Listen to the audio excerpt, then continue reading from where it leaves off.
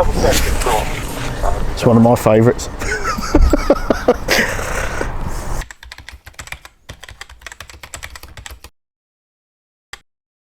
So we've got more lights than average. So we have lights all round, and if you notice, we've got lights in the front of the bumper, and as we go to the rear of the vehicle, we have lights at the back also. They're very, very visible. I think if you stand at the front of it here, you can see, even in bright daylight, how much it stands out. If we get on scene, if I press the on scene button, there's a lot more red. So that's over and above what you get on a standard response. We also have 3 different siren noises. I'll demonstrate those now.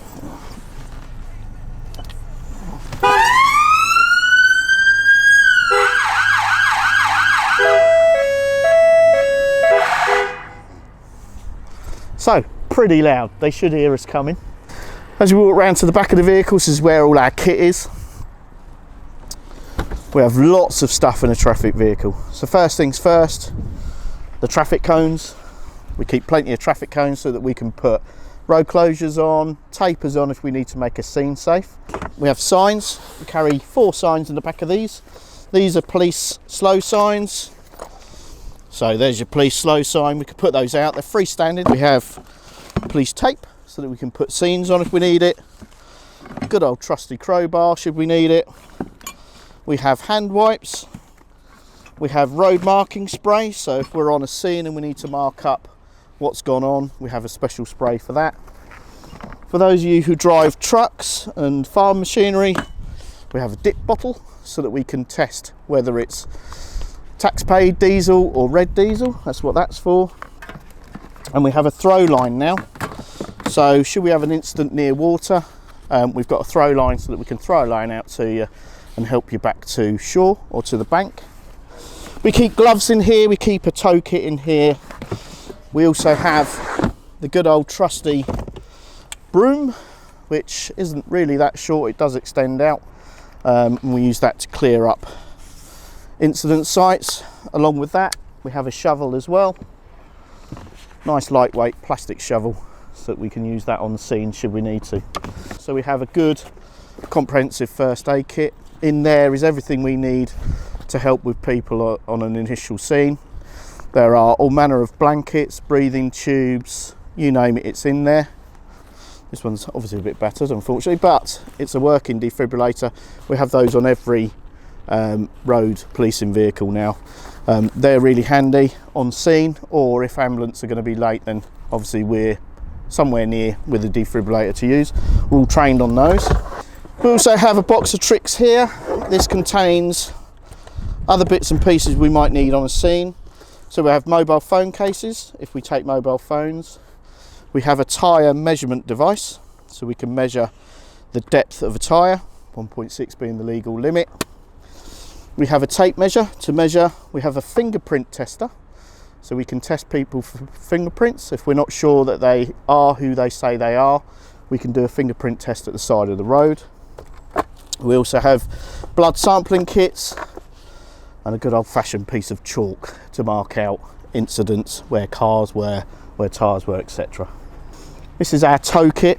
If you're stuck at the side of the road and it's quicker for us to take you off for the sake of your safety and everyone else's, then we have a kit there that we can tow you away should we need to.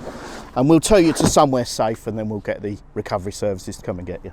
We have a fire extinguisher in case there's a fire we need to put out, and we've got a really powerful torch if we're looking for someone or something. You'd have heard of these. This is a stop stick.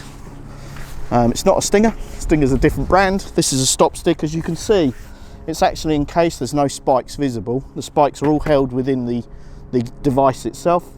This will be put across the road as it is now. There's a stick here and the cable comes out. You basically place this at the side of the road, and as the subject vehicle comes along, you pull it out and hopefully puncture the tyres. That should slow them down, and then we catch up with them, and they're obviously in a bit of trouble. We carry 2 of those just in case the first one didn't work. So we'll move into the inside of the vehicle and I'll show you what we've got inside. So inside the vehicle, we've got our matrix display control. That enables me to change the messages that are displayed at the rear of the car. It also gives me the ability to turn it off. So we've got a central screen here, which is standard in a Volvo. That gives us our satellite navigation, which is useful in today's modern world. As a JOU, we cover a large area, so it's a really useful piece of kit. This piece of kit here is ANPR, that's automatic number plate recognition system.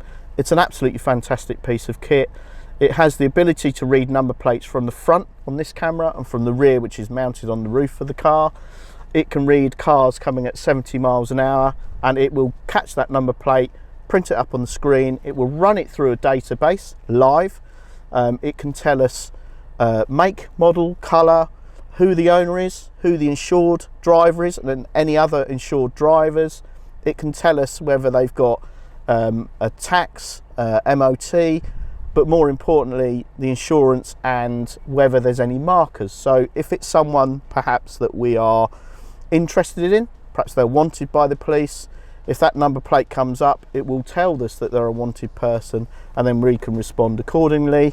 The great thing is if we know and we're in an unmarked, for example, they possibly don't, that gives us a chance to get resources in so that we can stop them safely for us, for them and for the public, which is what we aim to do all the time.